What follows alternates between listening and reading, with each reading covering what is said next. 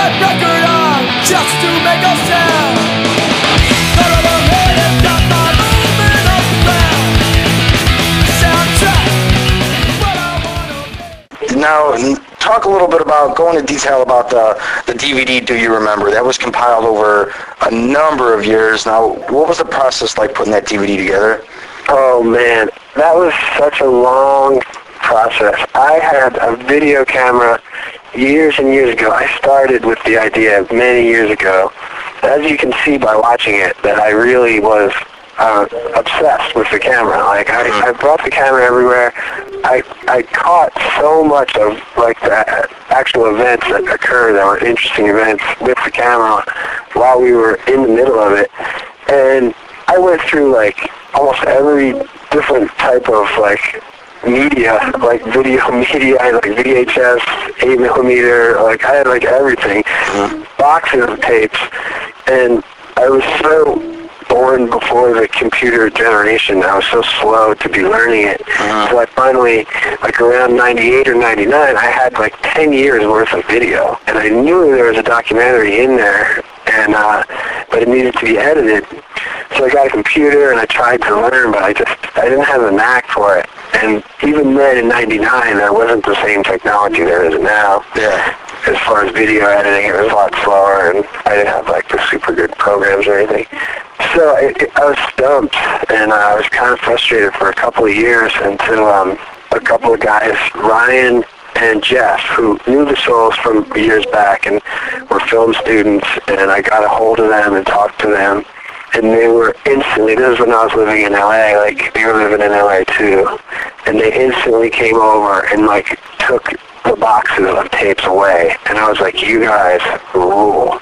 They were like, oh my God, we're doing this, this is going to be the best, and they literally like just took it away and created that video, and it was just the best thing that ever happened. Yeah, I mean, the final project is definitely the definitive history of of a band in general, not just the Bouncing Souls, but definitely from the early years and then all the way up to when it ended. It's not, you guys have done a lot more things since the final production of that DVD.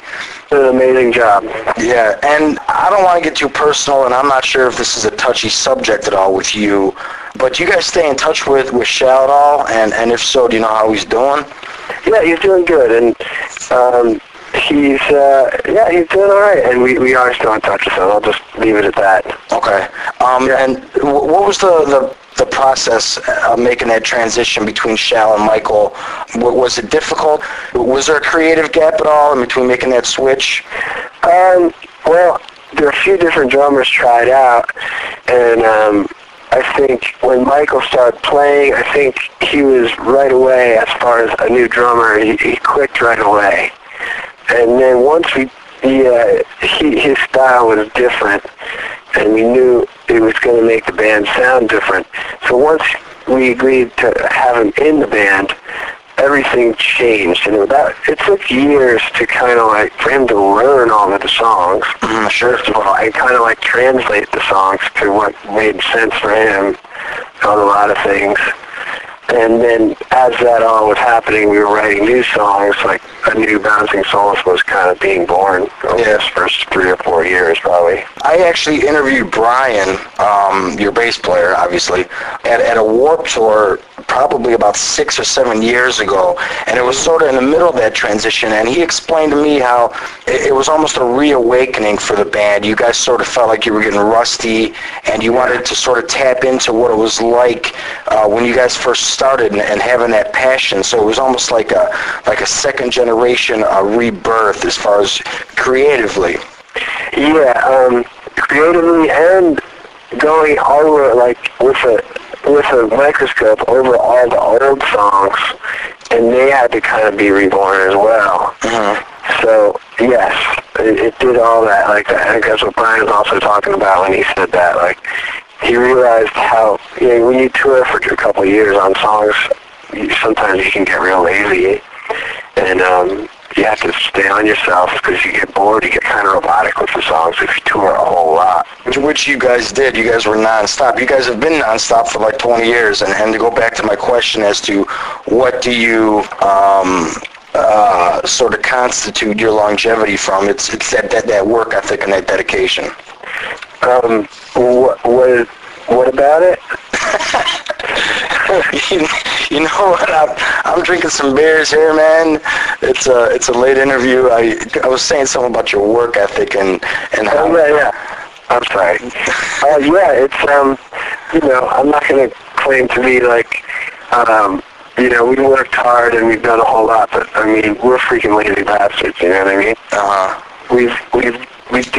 We go with what we know, and we've followed what makes sense to us and what we want to do, and we have put a whole lot of time and energy into it. For some people, totally worth it for us, but there's certainly moments where you're just like, man, I do not make enough money to do what I'm doing.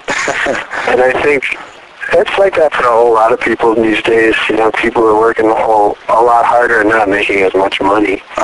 And it was that way for us too. Like, we were making better money.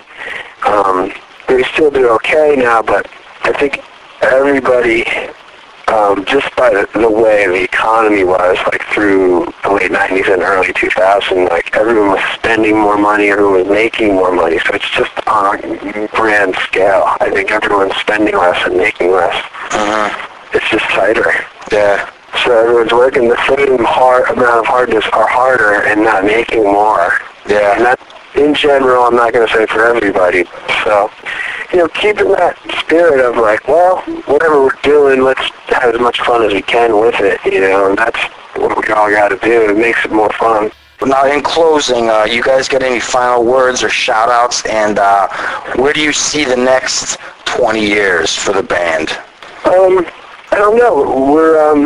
We're just going to keep on creating. We're doing different things. I'm actually doing an acoustic tour this spring with Vic from the Slackers and Shanti. Vic Ruggiero. Yeah. And that's going to be fun. I'm looking forward to doing different things like that, because it inspires different creativity within the Bouncing Souls, and that kind of stuff is really important, I think, for everyone in the band to do some different things, and then you bring it back into the band, because if you just tour for 10 months, you just become an inhuman, you know what I mean, like doing the same thing. Yeah. And so we took a run at this year. We're doing some touring, but we're not doing an outrageous amount of touring to kill ourselves. Keep it fun. We'll see what happens after the 20 years. We're going to do a 20-year box set, which is going to be really fun. It's something we've always wanted to do. Now, that would be a first for a punk rock genre sort of band, a box set? Yeah, there's not a whole lot of them, but it's kind of what's left to do, like, okay, there's a box set. We don't have a box set. We might as well do it, right? We got to do it. So that will hopefully come out in the end of this year, depending if we get it all done by the beginning of next year. And that'll be fun. Yeah, no doubt. Keep going with the moment and see what happens. No doubt. Greg, I appreciate the interview, man. You've been an inspiration for me personally for a number of years, going back to the Good, the Bad, and the Argyle. Cool. And I appreciate your time, brother. Thank you for your time. Have a good night, and thanks again. You too, bro.